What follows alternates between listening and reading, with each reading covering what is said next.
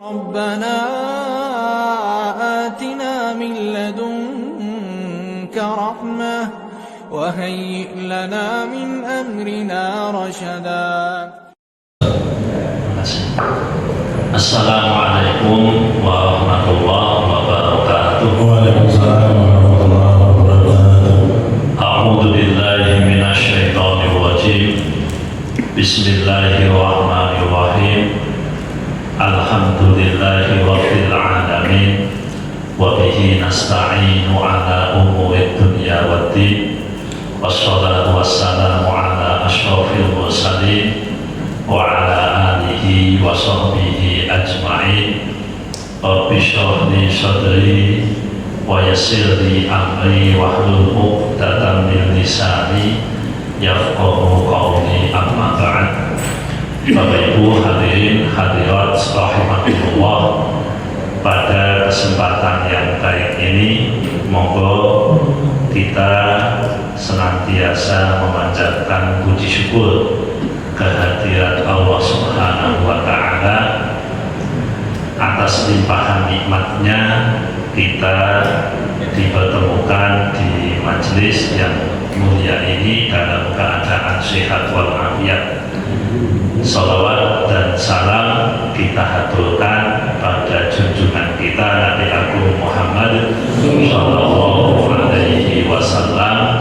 Semoga kita semua kelak di yaumil qiyamah berhak mendapatkan syafaatnya. Amin ya rabbal alamin. Bapak Ibu hadirin hadirat rahimakumullah, tema kita pada kesempatan ini adalah banyak di antara manusia itu yang lupa mati. Sebenarnya tidak ada manusia yang tidak tahu dia mati, cuma manusia itu kebanyakan nekat, ya. Kebanyakan manusia itu menolak ingat, bukan tidak ingat, ya, menolak ingat. Ada hal-hal tertentu yang memang secara psikologis manusia itu menolak. Secara psikologis dia itu menolak. Nah, agama ini menjadi panduan, kata Nabi, yang namanya orang yang beragama dengan baik itu mengikuti apa yang dibawa Nabi, melewati atau melampaui hawa nafsunya. Nah, hal-hal yang sifatnya psikologis ini kan potensial juga berkaitan dengan hawa nafsu. Maka Rasulullah mengingatkan, ya, kita baca dulu ada ayat Quran yang beberapa kali diulang, kullu nafsin dha'iqatul maut, setiap yang bernyawa pasti mati. Terus kemudian Rasulullah juga mengatakan akthiru dzikra hadimil ladzat, perbanyaklah mengingat yang memutuskan kenikmatan, yakni maksudnya adalah al-maut atau kematian. Jadi ingat mati itu memang diupayakan karena kita ini cenderung menolak, sehingga kata Nabi, ya, aksiu, perbanyak, frekuensinya diperbanyak, kemudian hatinya juga disiapkan. Apakah ingat mati itu positif atau negatif? Nah, ini tergantung orangnya masing-masing. Mungkin ada yang negatif. Begitu mengingat mati, etos kerjanya melemah. Begitu mengingat mati, yang terjadi adalah dia meninggalkan dunia. Begitu mengingat mati seperti itu negatif apa positif? Ya tergantung persepsi. Semua manusia punya persepsinya, tapi kebenaran ukurannya bukan persepsi publik. Kebenaran adalah bagaimana konsep-konsep agama ini dipahami dengan benar sesuai dengan apa yang disampaikan oleh Allah dan Rasulnya, dan juga dipahami oleh para ulama. Nah, biar kita itu tahu, oh, ini positif atau negatif sih. Kalau dalam pandangan agama, Bapak Ibu, yang namanya mengingat mati Bahkan menginginkan mati itu kadang boleh. Menginginkan mati loh Bapak Ibu, bukan hanya mengingat ya, menginginkan mati. Siapa contohnya? Nabi Yusuf. Nabi Yusuf itu beliau sesudah semuanya dapat, kekuasaan dapat, kenabian dapat, kesolehan dapat, maka beliau doanya tawaffani muslimah wa alhiqni bis-sholihin. Ya Allah, matikanlah saya dalam keadaan muslim. Ini ada dua keinginan, matikan saya dalam keadaan muslim. Bukan hanya ingat ini, beliau itu punya keinginan mati plus dalam keadaan muslim. Bisa dua-duanya jadi satu, artinya oh kalau mati KBB muslim ketika mati, bisa begitu. Tapi bisa saja memang beliau menghendaki mati. Satu, ini Quran surat Yusuf ayat 10. Terus kedua, Maryam itu Bapak Ibu, beliau mengatakan begini, ya laitani mitu qabla hada wa kuntu nasyam mansiya. Mbok menawa duhai seandainya saya ini mati sebelum hari ini dan saya termasuk orang yang dilupakan. Itu dikutip dari Quran surat Maryam ayat 23. Oke. Seperti itu. Terus kemudian diriwayatkan dari sahabat Abu Hurairah bahwa Rasulullah bersabda, la taqumus saah, tidak akan muncul kiamat atau tiba kiamat hatta yamur rajul di qabri rajul fayaqulu ya laitani makana, sehingga orang itu lewat dalam kuburan, di kuburan, lalu dia mengatakan seandainya saya berada di sini. Jadi penderitaan hidup mungkin terlalu berat, atau kalau dalam bahasa Nabi sih bukan penderitaan, susah menjaga agama. Maka Nabi ketika ditanya, ya Rasulullah, lebih baik di atas bumi atau di bawah bumi? Nah, beliau melihat, Anda di atas bumi itu urusannya kalau tambah soleh lebih bagus, tapi kalau tidak di dalam bumi lebih bagus. Nah, jadi Bapak Ibu, mengingat mati itu diupayakan. Kalau orang tidak mengupayakan, walaupun mati buat setengah jam ya itu, walaupun sejauh itu wis ICU itu sing dhewe ngulawat ini dia takut mati tapi eling donya nih. Oh itu Bapak Ibu, karena tidak terlatih, karena ini bukan ilmu, ini skill Bapak Ibu. Ingat mati itu skill, kompetensi yang harus dilatih. Sepintar apapun panjenengan, setinggi apapun perbuatan baik panjenengan, kalau panjenengan tidak terlatih untuk mengingat mati, tidak akan ingat mati. Karena kita itu menolak secara psikologis, aku yang mati ini sampai-sampai dikongkon kata kanjeng Nabi, aksiu berbanyaklah, diingatkan oleh Allah, kullu nafsin dha'iqatul maut, setiap orang ini akan mati. Jadi Bapak Ibu, ini perintahnya Nabi, yaitu hak kita untuk menjalankan atau tidak, tapi perintahnya on akeh eling mati. Karena dunia ini dan isinya, dan orang-orang yang cinta dunia, dia akan menolak begini. Kanjeng Nabi mengatakan, ingat mati, yang banyak orang mengatakan, oh jangan mati, Anda tidak akan bisa meramaikan dunia. Nah, jangan mami lagi. Silahkan, ini dawai kanjeng Nabi. Tadi kata Nabi, aksiu perbanyak ya. Perbanyak itu apa artinya? Berarti saya Bapak, aksiu dikohadinilakat. Hadis riwayat Imam Ibnu Majah, At-Tirmidzi dan lain. Karena hadis ini pasti akan disembunyikan atau ditolak orang pecinta dunia. Iya, pasti nolak dengan berbagai macam dalih. Loh, kita hidup di dunia untuk di dunia. Ya, penafsiran Anda. Kita hidup di dunia untuk memakmurkan dunia. Nanti kalau orang pada ingat mati, lalu kemudian dunia saya mau pengen sopo. Itu kan cara dia menolak apa yang disampaikan Nabi. Maka Bapak Ibu, menurut saya, ini kan judulnya tidak ada galak kok, yang pulau terang kejalan, pulau rewangi bawa kita. Ini judulnya modern mas. At-Tadhkirah fi ahwalil mauta wa umuril akhirah. Kitab ini namanya Tadhkirah, pengingat urusan wong mati. Kitab ini urusan wong mati apa ya? Dan umuril akhirah. Ini kitab saya beli tahun 2019. Kalau lewat pas umroh tanggal 6 Mei tahun 2019. Ini kok 6 Mei? Bukannya umroh saya April. Oke, aku mahal, berarti mahal ini. Salah ini tulisannya. Oke. Jadi ini kitab yang ngarang Imam Al-Qurtubi. Bahasnya tentang mati. Dalil tentang mati akeh. Oke. Tapi tadi sudah disampaikan Pak Ojo suwi-suwi soalnya pertanyaannya mulai dekat. Oh iya, nggak suwe ya berarti si Pulau Ojo sih deh.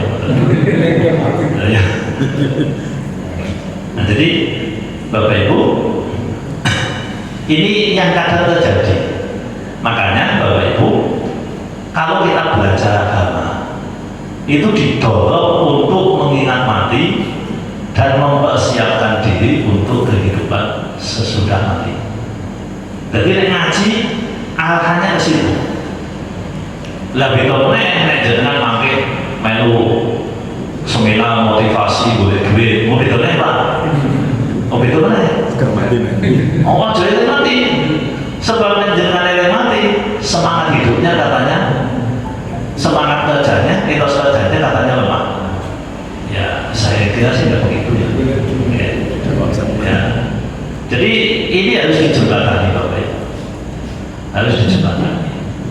Karena manusia itu disebut oleh Allah dalam Quran, disebut oleh Allah dalam Quran, wa tuhibbunal mala hubban jamma. Tahu ya itu kan?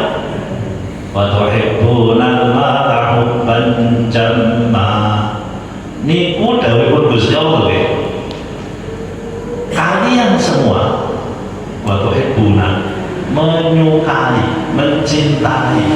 Apa yang kalian cintai? Wa tuhibbuna malah harta. Terus yang ngendikan Gusti Allah dulu. Niku Gusti Allah ngendikan ngoten niku bukan dalam konteks memberikan bintang 5 itu boten Pak. Bukan dalam konteks apresiasi itu bukan. Tapi Allah menyampaikan begitu itu dalam rangka mengkritik. Jadi bukan bangga, aku senang bodoh kan disebut Allah dalam Quran. Memang manusia begitu. Waktu itu nama aku banjama. Seneng ini tenangan. Jadi seneng di atas seneng. Senengnya orang mau seneng kok, tapi seneng tenang. Oke. Karena apa? Ketika orang melupakan mati dan kemudian kebalikannya dia akan fokus pada kehidupan dunia. Sekolah lagi tadi. Apa yang terjadi?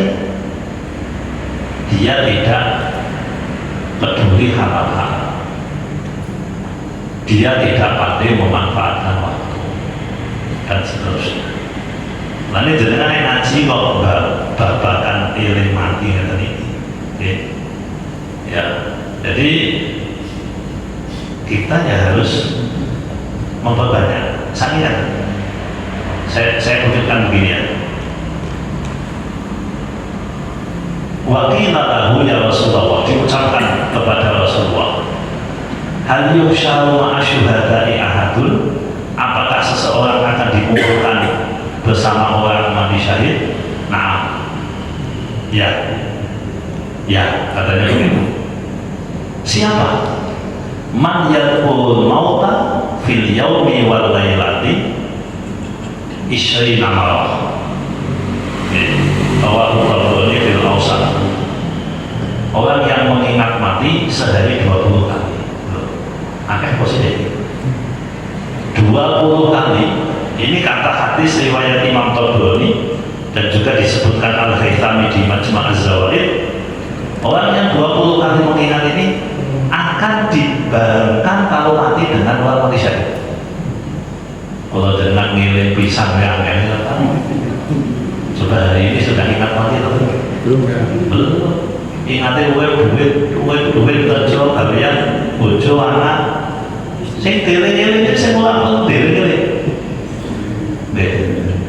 Jadi sing dieling-eling sing ora perlu dieling-eling. Nek eling-eling eling kewajibane apa? Eling mati. Eling Gusti apa? Ndika kan kulku wa hadika kafir. Ingatlah kepada Allah dengan diri yang ada.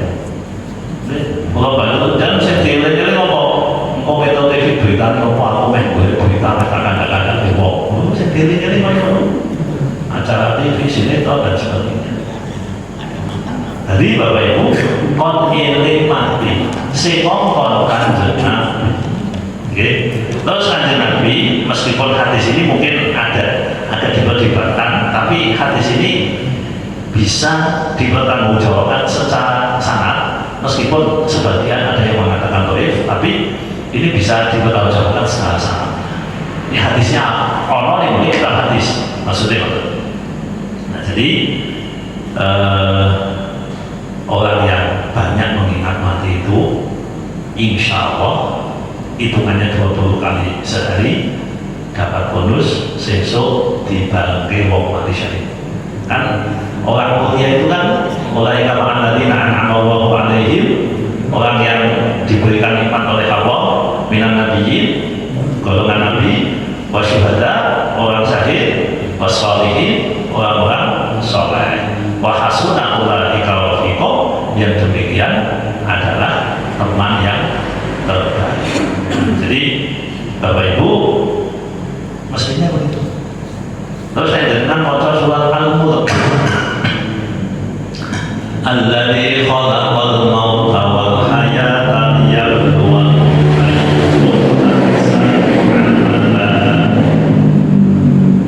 Allah yang menciptakan mati dan hidup untuk menguji kalian siapa yang lebih baik amalnya. Kata Imam As-Sadi, salah satu tokoh tafsir pada zaman lampau, beliau mengatakan aktsaukum lil mauti dzikra, yang paling banyak di antara kalian mengingat mati. Nah, jadi Bapak Ibu, memang hadis yang kita kutip tadi itu semestinya mengingatkan khususnya, nah kita akhirnya khususnya wong sing usianya 60 lebih. Karena usia 60 lebih itu sudah diingatkan sama Nabi, umat bukui usia dia paling podo aku bujur sithik.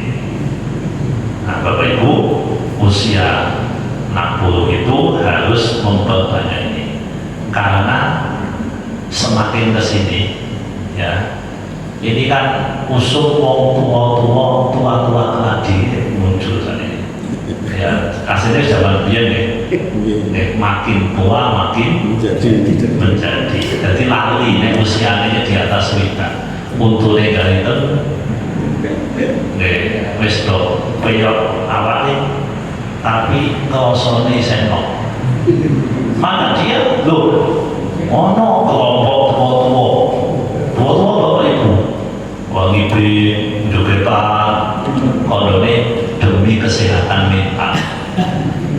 Padahal kita musisi setan, dengan kita musisi setan, katanya demi kesehatan mental, tapi wong tua mengadakan party, lanang wedok atau kumpul pada tuane justru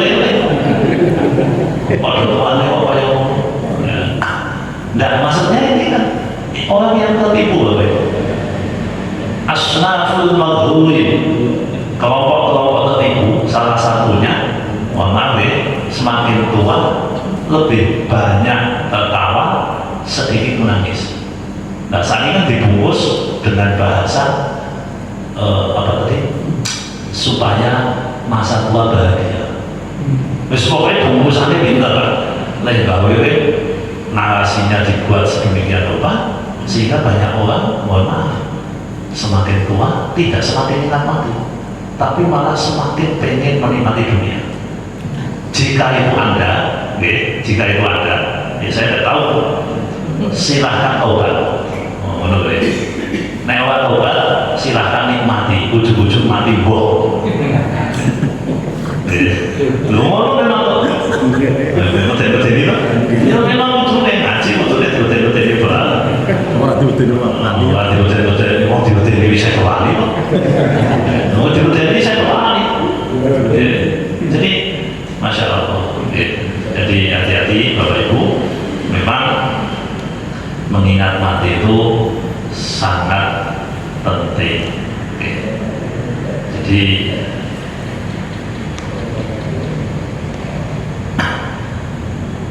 ulama itu sepakat bahwa mati itu tidak ada tahun spesifik, wala zamanun maklum, tidak ada juga zaman yang khusus, wala mautun maklum, dan tidak ada penyakit khusus. Jangan merasa kalau sehat baru soalnya rumah sakit aku sehat kabeh berarti matinya sesuai. Tidak begitu. Yazid al-Qashi itu ngomong pada dirinya.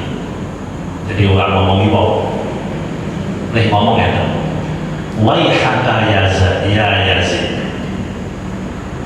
sungguh celaka engkau wahai Yazid. Jadi umpamanya Pedro bisa ngomong, waihaka ya Pedro, kamu tuh celaka. Tapi ngomongnya awake dhewe kok incermin kok piye? Mangga yusolli anta ba'dal maut. Engko nek sampean mati sing nyolati sapa?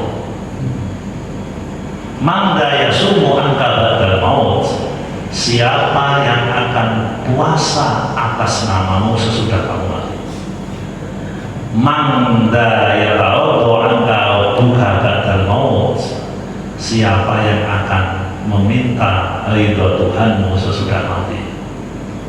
Thumma yaqul, ngomong dewe ini pidato kan bawa dewe, ayyuhan nas ala takuna wa tanawah wa tanuhuna ala anfusikum baqi hayatikum.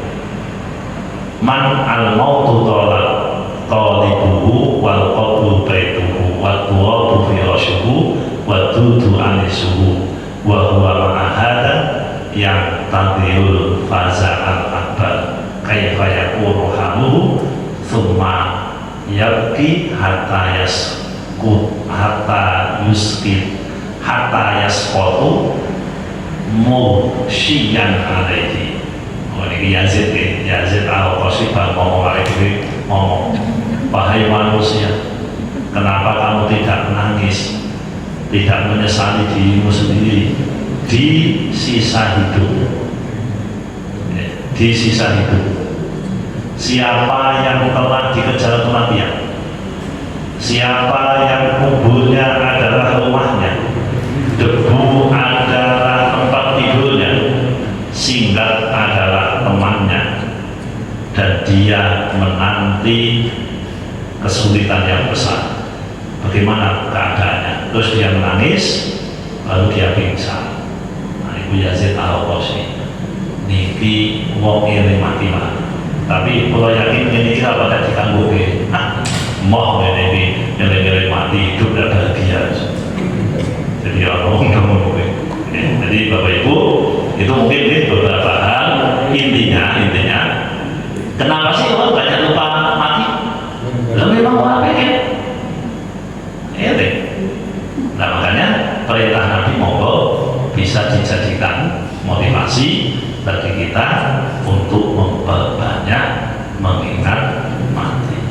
Oke, maka Bapak Ibu kita bisa kolaborasi, mungkin manfaat, tidak lakukan jawaban lakukan, kalau dilanjut tanya jawab. Terima kasih.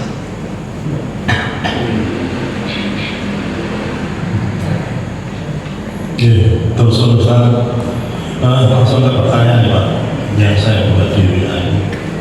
Yang pertama adalah dari ibu-ibu ya Pak. Jadi ibu ini sudah ditinggal mati suaminya, Pak Hendri, mungkin itu. Pada waktu beliau meninggal, suami meninggal ini, beliau mendapatkan uang buka, Pak. Mendapatkan uang buka. Kemudian setelah itu dia mendapatkan pensiunan janda. Yang ditanyakan adalah anaknya 5, ibunya anaknya 5, yang 2 putra, yang 3 putri. Yang ditanyakan adalah uang janda yang diterima dan uang pensiun yang diterima itu masuk kategori harta waris atau tidak? Gitu, seperti itu, Pak. Yang kedua, ini menanyakan tentang keabsahan tentang air wudhu. Kebetulan air wudhu ini, tempatnya wudhu dengan septic tank itu jaraknya sekitar 3 meter atau 4 meter, Pak. Kalau jarak sedekat ini, kualitas airnya boleh atau tidak digunakan untuk itu? Seperti itu, Ustaz. Terima kasih sudah bertemu.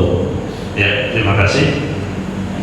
Bapak, Ibu, hadirin, hadirat, rahimahumullah, untuk masalah uang pensiun, ya, uang pensiun, ya, uang masuk, oh gitu, ya, oke.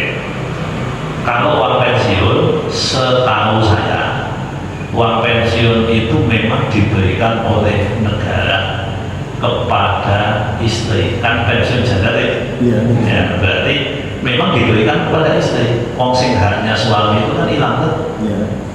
Nah, kalau yang itu bukan termasuk harta waris, karena memang diperuntukkan untuk istri, makanya kan ada yang kemudian usianya 20 mati, pensiunnya maniman tak boleh bojo usia 18 kalau dino mati apa-apa dari bentuk. Kita wakai. Oh, kita wakai. Lo kan boleh saja deh. Silahkan kalau itu yang mau ditonton. Jadi setahu saya ya, dan ini bisa salah Bapak Ibu, karena ini masalahnya bukan masalah ini waris atau tidak sebenarnya, itu hak siapa. Kalau memang diberikan menurut undang-undang bahwa itu diberikan kepada istri, wong nyatane umpamane apa jenenge si istri ini dapat suami lagi, kan hilang tuh itu. Nah, berarti pembeliannya itu kan karena faktor dia istri pensiunan, kan begitu. Ya setahu saya begitulah, sehingga dari kesimpulan pengetahuan awal seperti itu, maka uang pensiun bulanan bukan termasuk waris. Artinya itu tidak perlu dibagi waris, jadi tidak perlu dibagi waris. Ini beda lagi dengan hak cipta, karena sekarang itu kan ada hak cipta Bapak Ibu. Nah, kalau hak cipta itu kan haknya orang yang mati.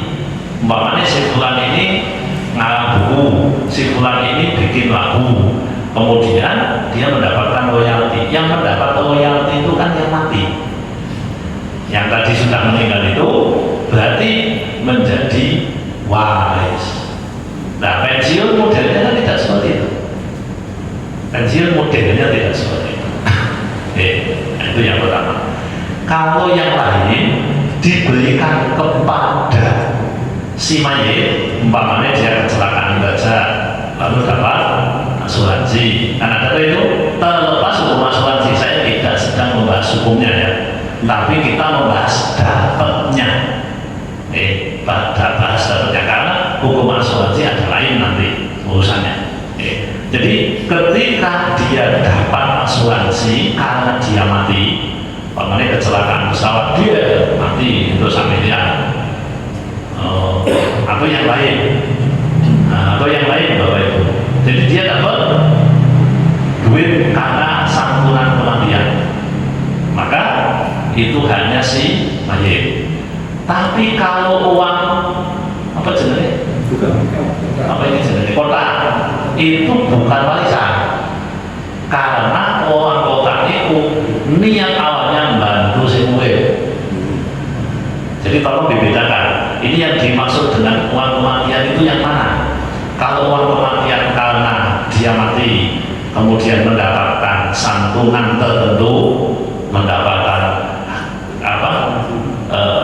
Ya karena apalah mendapatkan hal tertentu karena kematiannya itu, maka itu waris. Tapi yang itu loh ya, yang apa? Yang dapat uang apa itu? Ya apa menolong bukan? Bukan Kalau istri itu ditinggal oleh suaminya kan kemudian muncul uang juga Dari pemerintah. Oh, ada uangnya. Itu masuk kategori waris atau bukan? kalau itu disebabkan karena matinya suami, artinya karena kematian suami dapat itu dan sumbernya kok dari apa tadi? Asuransi, maka masuk ke waris. Ya, kalau masuk asuransi karena milik dia, asuransi kan ya bagi, saya suka kan mana termasuk mungkin dia meninggal masih punya duit koperasi, kan ada itu Pak, bahwa saat tabungan di koperasi terus ada lagi apa nah berarti dia harta itu milik suami. Fokus kita sebenarnya, untuk kalimat-kalimat pertanyaan tadi itu adalah harta yang diterima itu milik suami atau bukan milik suami. Nah karena asuransi itu sifatnya individu, meskipun nanti diberikannya kepada bukan suaminya, artinya diberikan kepada yang mati, tapi kan milik suami sehingga menjadi waris. Karena konsep waris dalam Islam itu tilkatul mayyit, yang ditinggalkan wong mati kuwi jenenge waris. Nah, beda dengan uang kotak, oke? Beda. Sumbangan, beda. Kalau sumbangan itu nyumbang sing urip, wong mati lah butuh duit, Pak. Beda. Wong mati butuh duit. Dongo jenengan butuh duit, mergo urip nek wis mati jenengan ora butuh duit. Nek mboten percaya, ki mau bapak jenengan duit 5 juta. Mboten purun, Pak. Aduh, apa ya? Aki apa duit 5 juta? Mendel mawon. Mendel mawon. Malah dijiko maling kok. Laku. Jadi jangan sakit kita ini, nek wis ora butuh duit, mungkin jangan wis mati. Pak aku butuh duit, butuh kok dongo, berarti jangan wis pindah alam. Pindah alam. Karena tidak wis pindah alam kan begitu ya, nomor 1. Yang kedua Sumur dekat. oh ya, oke. Air wudhunya kualitas. Oke, Bapak Ibu, dalam syariat kita itu air sumur termasuk ma'ul mutlak, termasuk air suci yang mensucikan, terlepas dari kualitas air. Oke. Jadi air sumur di tempat tertentu baunya agak bajing-bajing timbul, itu tadi kok. Nah, bagaimana dengan air sumur yang ambune bajing itu? Tetap sebagai air wudhu masuk yang bisa suci mensucikan. Walaupun jangan bisa menggunakan zat tertentu untuk mengukur lembaga laboratorium ini mengandung A, B, C, mengandung merkuri, mengandung ini dan sebagainya. Tapi untuk wudhu, ya wudhu itu kan penggunaan luar, ya. Itu tidak masalah. Nah, termasuk dekat dengan septic tank, atau bukan hanya itu, dekat dengan comberan. Karena yang mengubah itu bukan dekat dengan comberan, yang mengubah itu bersatu. Tapi kan ini juga bisa saja. Lah, resapan di dalam tanah itu sudah mensucikannya. Oke. Resapan di dalam tanah itu sudah mensucikannya. Lho kalau jenengan apa ngerti nek sing ning ngene banyu iki banyu apa piye? Oh iso piye barang dari jero. Kan kita tidak tahu air ini yang masuk itu air apa. Makanya dulu Rasulullah itu diriwayatkan nek pipis niku banyune mesti langsung kesep ning ngene banyu. Karena karena sahabatnya Nabi ini pun jenengan genah mungkin yo rada jijik Pak jenengan genah. Jadi pas perjanjian Hudaybiyah ana utusan wong kafir niku marani ning Hudaybiyah. Terus ngene, wis pokoke dhewe bukan kaum Muhammad. Aku wis ketemu Kaisar, wis ketemu Raja Romawi, saya ketemu Raja ora ono pengikute sing kaya Muhammad wae. Lha piye? Lah wong kena liyane itu Pak. Usah-usah ngene kaya jangan naik genah itu kira-kira makhluk orang Pak. Lihat yang Nabi loh Pak. Lihat loh Pak. Nah, ini orang sekarang mendapat cerita ini nolak Bapak Ibu. Dan saya yakin dengan 90% nolak ya. Tuh, bekas wudhunya Nabi. Ini soalnya boleh Pak. Ini hadisnya soalnya boleh. Bekas wudhunya Nabi. Nek pipis kan ditambah, soalnya bekas wudhu Nabi. Iku gaya butan meh do jotos-jotosan. Meh do jotos-jotosan. Bekas wudhunya Nabi. Ono sing dupi lah, ono sing apa-apa lah. Jenengan genah mau kita kabeh ora. Umpamane jenengan genah, terus saiki disoting dikirake tapi tidak disebut bahwa itu Nabi. Coba penilaian panjenengan bagaimana? Nah ini, jadi ya begitulah. Artinya Bapak Ibu, mungkin jenengan bisa menyebut itu jijik, oke, jenengan bisa menyebut ini tidak bagus dan sebagainya. Tapi agama punya cara sendiri menilai. Jenengan mobil bekasnya wong niku jijik betul Pak. Oh, cacak cilik ae bawa es artinya cak itu pasti ngomong. Tok kena cak cilik-cilik gantian mobil es betul. Oke, tahu tuh kan lo gengan kan lo makmum dia gantian biasa wae. Lo tiba-tiba kaya ngono apa mau jauh ada bekasnya siapa tokoh terus duwe. Apa kuwi bukan kaya ngono mau zaman primitif wae. Padahal nek ana wong udut lho, takon iki udut gantian Bapak Ibu ana boten. Bolak-balik yo tutuke yo bangunne kaya biasa wae. Enggak maksudnya begini loh Bapak. Jadi agama punya cara menilai. Agama punya cara menilai. Makanya kan kita itu tidak boleh gegabah menilai sesuatu sebelum kita tahu hakikatnya. Nah, termasuk tadi yang ditanyakan itu. Jadi air dalam agama kita ini, kalau itu air sumur, yang dimaksud, iya sumur, tapi dekat dengan resapan sapi teh atau yang lain, bukan hanya itu, mungkin kali ini mampu elek, mampu baji, dan faktanya di bawah dia wah nggak enak. Di Semarang itu mampunya kan enak, monggo kan yang Semarang bertahun-tahun kan, modalnya di Semarang.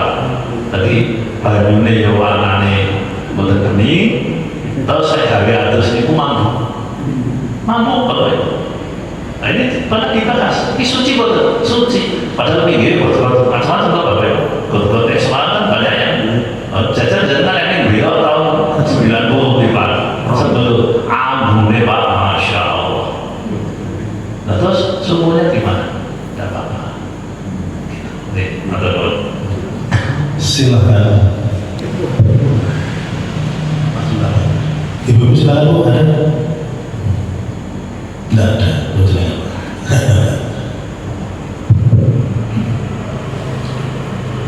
Assalamualaikum warahmatullahi wabarakatuh. Waalaikumsalam warahmatullahi wabarakatuh.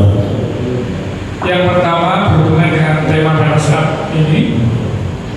Tadi Rasulullah mengajarkan kita untuk banyak-banyak ingat mati. Permasalahannya kita pura-pura untuk tidak ingat. Sepertinya ini Ustaz, kita ini belum yakin bahwa setelah mati itu apa yang akan kita alami di dalam kubur sampai perjalanan selanjutnya. Setelah kita sebagai seorang muslim yang sudah sholat, sudah mengaji dan berusaha menjalankan Itu yang pertama. Yang kedua berkaitan dengan Idul Kurban. Kita tahu bersama bahwa nanti ada saat di mana doa adalah doa mustajab, yaitu pada saat wukuf untuk mustaqim. Permasalahannya adalah hari hajinya di Mekah dengan di sini itu berbeda, Ustaz. Nah, itu nanti kita doanya itu pada hari Sabtu itu hari Minggu ini. Kata Ustaz, bersuara. Itu sudah Ustaz Basuki. Satu kali. Yang pertama mengenai menolak mengingat mati, atau pura-pura tidak ingat. Itu mungkin salah pergaulan dan salah melihat sesuatu. Kita itu mungkin salah gaul, Pak. Gaulnya kalau wong sing ora seneng eling mati. Nah, karena kita salah gaul, diskusi kita juga ke arah yang tidak semestinya. Ke arah yang tidak semestinya. Kita itu sering mengingatkan, bocah, anakku, naik kumpul sing pas yo, sebab temanmu itu akan mempengaruhimu. Wong tuane ngandani ngono, wong tuane dhewe salah gaul. Jadi salah gaul apa yang terjadi? Ya kita tentu akan mengikuti pola pertemanan yang ada di lingkungan kita. Kalau Nabi mengatakan, kalau kamu ingin melihat agama seseorang, lihat dengan siapa dia berteman. Nah, kalau teman-teman kita itu kok anti mengingat mati, kemungkinan besar kita juga begitu. Kemungkinan besar kita juga akan menolak untuk mengingat mati. Dan rata-rata manusia memang tidak mau mengingat mati. Ini pun akeh-akeh menungsok ya, akeh-akeh menungsok. Jadi sing segep mengingat mati ora pate akeh. Jadi jenengan kudu golek kanca sing iso mengingat mati. Asli ini Bapak Ibu, ziarah kubur itu tujuan dasarnya untuk mengingat mati. Itu dan dasarnya, tapi saya ini kan diganti jadi zakasi, ziarah kaum rekreasi. Tujuannya ziarah ben pantes rekreasi. Jadi aslinya meh dolan, cuma beda doa agamis, terus ziarah kaum rekreasi. Jadi mangkate ziarah kaum rekreasi, ning ngone bis nyanyi nendang nggon koplo sanggalan-dalan mono usiane wis tuwek-tuwek karaoke. Wah, ini jadi hidupnya niku nyaman tenang, enak tenang. Lah mono kok eling mati iki piye maksudnya? Jadi tujuan utama ziarah itu memang untuk mengingatkan mati. Fa'al-ana fazuha, sekarang ziarah kubur. Kenapa? Fa'innaha, karena ziarah kubur itu tudzakiratun lil maut, akan menjadi pengingat bagi kalian terhadap kematian. Bahwa dengan ziarah kubur itu tujuan utamanya apa? Dongeng bisa, kuburan apa? Ziarah kubur Fir'aun, boleh tidak? Boleh. Benele on Fir'aun sampai teojo mati kaya ngono tok. Dengan dolan yang kuburan Cina, dolan yang mana Montaramel, orang suge-suge saya ini nggak sama pengopo, duitnya miliaran. Ini kan yang di kubur ini kono kan kayak orang suge lah. Masih suge itu malah ya, masih suge. Baru makan kok. Tidak ini aja tahu beli pak ziarah, mana sama kayak mana orang Cina. Dulu apa ziarah mana orang Cina?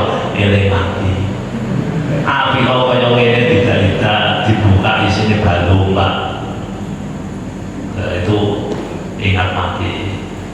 Makanya dulu itu ada kiai-kiai yang suka ziarah asli nih. Tapi wong sak ini kan seneng timer nih, jadi ziarah timer. Jadi orang ingin mati, tapi yang ditonjolkan itu hiburan, yang ditonjolkan itu jadi kontradiktif. Mengingat mati dengan mencintai dunia itu dua hal yang kontradiktif. Ya iso bareng kok Bapak Ibu. Wong eling mati ki dadine sedih, eling dunya dadine guyu. Habis jejak. Ya makanya proporsinya penting untuk kita tingkatkan. Nah, jadi nek ibarat kula jenengan niku duwe kolesterol jahate akeh. Maaf Ustaz, tadi pertanyaannya nggak pas jawabannya. Pertanyaan adalah bagi kita orang yang sudah sore ini, biar tidak takut mati. Setelah mati itu Allah akan berikan apa? Di alam kubur sampai akhir. Biar tidak takut mati mas. Biar tidak takut mati. Loh, orang itu yang tidak takut mati itu.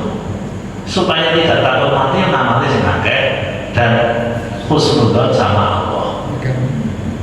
Supaya tidak takut mati. Mau kalau jenengan itu nek dikon mati saiki yo mau Bapak Ibu kejaba wong saleh tertentu. Nabi Musa saja kalau mati Mekah aja tos malaikat ya. Apa sampeyan rene mek nyabut nyawane jenengan ora aja tos. Matur Gusti Allah aku mau mati saiki. Niku sapa? Nabi Musa. Nah, supaya kita tidak takut mati ya kita harus mati. Supaya kita tidak takut mati, kita harus memperbanyak amal. Namanya istidadun lil maut, mempersiapkan diri untuk menghadapi kematian. Itu yang membuat kita tidak takut. Terus kemudian Bapak Ibu, di beberapa hadis itu kan disebutkan bahwa kematian itu kan rasanya sakit. Yang bikin orang takut kan proses sakitnya mati itu. Gitu. Jadi orang takut nanti kalau saya mati gimana ini? Padahal proses sakitnya mati yang namanya sakaratul maut, meskipun luar biasa sakitnya katanya begitu, tapi kan jembatan menuju kebahagiaan bagi orang mukmin. Ya jenengan kan siap disuntik, nek bar disuntik kok awake penak. Jadi kenapa kita takut jarum suntik? Karena kita tidak tahu manfaat sesudah disuntik. Kenapa kita takut mati? Karena kita tidak tahu manfaat sesudah mati. Nabi itu salah satu doanya waj'alil mauta rohatan li min kulli syarr. Ya Allah, jadikanlah kematian saya sebagai istirahat kemaksiatan. Jadi persepsi tentang kematian diubah. Kematian itu istirahat dari maksiat. Sebab kalau dengan saya mau maksiat, supaya mengurangi maksiat, maka kalau dengan itu teknisnya memang harus mengubah persepsi tentang kematian. Nah, apakah dengan kita sholat itu bisa menerima ilmu Bapak Ibu? Jadi ilmu itu lewatnya tidak ibadah. Kita itu sering salah paham, wale-wale. Ibadah adalah ibadah. Ilmu itu urusannya bukan sekedar ibadah, tapi ilmu itu mengelola kolbu, mengelola sudut pandang, mengelola tujuan, dan seterusnya. Sehingga ahli ibadah sedep maksudnya ahli ibadah sedep belum tentu dia itu menghadapi kematian berat. Karena apa? Persepsi dia tentang kematian itu tidak tepat. Makanya ya perbanyak saja amal soleh dan ubah cara pandang berkaitan dengan kematian sebagai sebuah penderitaan diganti dengan rohatan li min kulli syarr sebagai sebuah berhenti dari dosa dan maksiat. Yang kedua, Pak, boleh Dua di sana sendiri beda. dua wukuf. Oh ini memang beda ya? Sekarang beda? Sepertinya Ulama bukan ketiga. Oke. Arab seminggu ada Sini tanggal, sini Senin. Arab minggu, bodone. Bodone. Kalau saya malah ketiga ini. Lihat.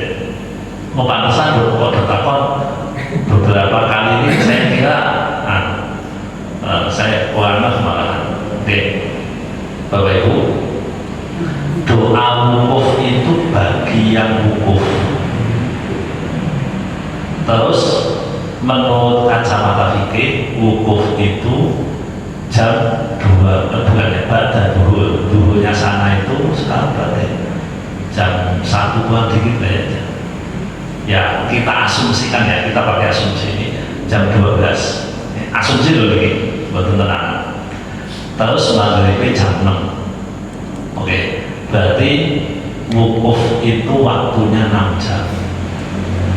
Toyo wukuf 6 jam. Wukuf yang baru moyo. Terus do ngobrol meneh, ngomong kulinane ngobrol. Kulinane ngobrol itu dilengke wukuf. Tapi waktunya wukuf kan 6 jam. Nah, di hari Arafah ini kata Nabi memang hari yang bagus. Tadi pertanyaannya apakah kudu podo kalau wong wukuf atau waktu wukuf? Jawabannya tidak. Karena kalau harus seperti itu tidak relevan. Contoh ini pertama masalah puasa. Ustaz posone dhewe kuwi tanggal 9 opo hari di mana orang wukuf, atau ngepasi wong wukuf wong posone tanggal 9 kok ora ana template-templeane belas kalau wukuf. Nah, Bapak Ibu, istilah yang dipakai oleh Nabi itu puasa hari Arafah. Sekali lagi, puasa Arafah atau puasa hari Arafah, bukan puasa wukuf. Bahwa hari Arafah dipakai untuk wukuf, ya. Bahwa hari Arafah itu tanggal 9, ya. Tapi sesudah kita di zaman modern ini kan jadi tahu ternyata matlak itu tidak sama. Ya, waktu itu kan tidak sama. Sehingga kalau dituntut untuk sama dengan wukuf, berarti harinya bagi tempat tertentu pasti beda, walaupun wukufnya sama. Kalau kasih contoh, saat poso kuwi kudune ngepasi wukuf. Lah nek Papua kalau nek aku iso pas. Kalau contoh ini, umpamanya kita itu puasa tanggal 9 itu besok pagi, umpamanya ini. Berarti dengan bukanya jam berapa?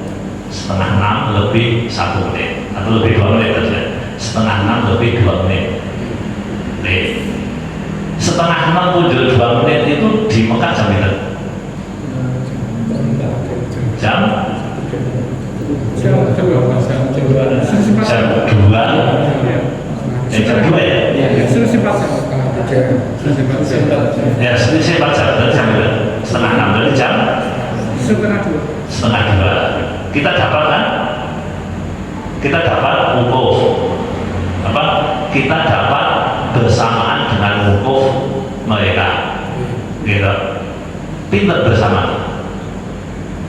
Posone berarti jam 12 sampai setengah 2, 1,5 jam ya? Ya, jadi kita puasa, kita itu kan puasa bukannya setengah 6, berarti nekono setengah 2 kan? Berarti kita ikut bersama dengan wukuf puasa kita 1,5 jam kan? Saiki yen Papua, umpamanya Papua itu jam apa? Jam 6 bukannya. Jam 6 Papua di jam 12. Jadi kalau hubungan hukum ini wis buka. Pertanyaannya, lalu terus podo kali hukumnya nopo. Ya tidak sama. Ini Papua ngetane ning ngene Australia malah jam 11 kono kene wis buka, padahal statusnya tanggalnya harinya sama. Nah, karena seperti itu Bapak Ibu, karena seperti itu, maka para ulama menyampaikan bahwa kita itu mengikuti matlak negaranya masing-masing. Matlak negaranya masing-masing. Itu yang dipahami dari waktu. Kan itu yang ditanyakan kan waktu. Kita mau doa atau mau ibadah di tanggal 9 niku melu kono wukuf apa melu tanggal ini kan menurut kira-kira mbok meh poso, mbok meh donga, mbok meh yang lain. Kalau urusannya dengan waktu yang dibatasi dengan waktu yang ikut tempatnya masing-masing. Karena kalau itu dibaktikan mengikuti sana, yo kacau. Kita sholat isya yo rasa. Wong sholat isya kita itu tadi jam 7, kono ke jam 3. Lebih itu mungkin nggak jam 3 kono ke sholat isya. Makanya kita itu melihatnya dari matahari.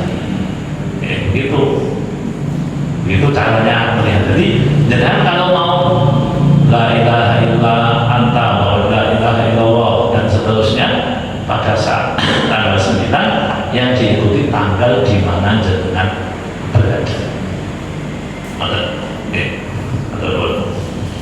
Ini motor sultan Pak sudah jam 9 motor bola Karawang Sami motor urusan Bagawi. Bila ada salah-salah kata sama makna sebisa-bisa. Assalamualaikum warahmatullahi wabarakatuh. Waalaikumsalam warahmatullahi wabarakatuh. Moga kita akhir. Bismillahirrahmanirrahim. Allahumma salli wa sallim ala sayyidina Muhammad wa ala ali sayyidina Muhammad. Alhamdulillahi rabbil alamin. Allahumma ighfir lana dzunubana wa liwalidina warhamhum kama rabbawna shighara. Allahumma a'inna ala dzikrika wa syukrika wa husni ibadatik. Rabbana atina fid dunya hasanah wa fil akhirati hasanah wa qina adzabannar. Wa sallallahu ala sayyidina Muhammad walhamdulillahi rabbil alamin. Terima kasih, kurang lebihnya mohon maaf. Assalamualaikum warahmatullahi wabarakatuh. Waalaikumsalam.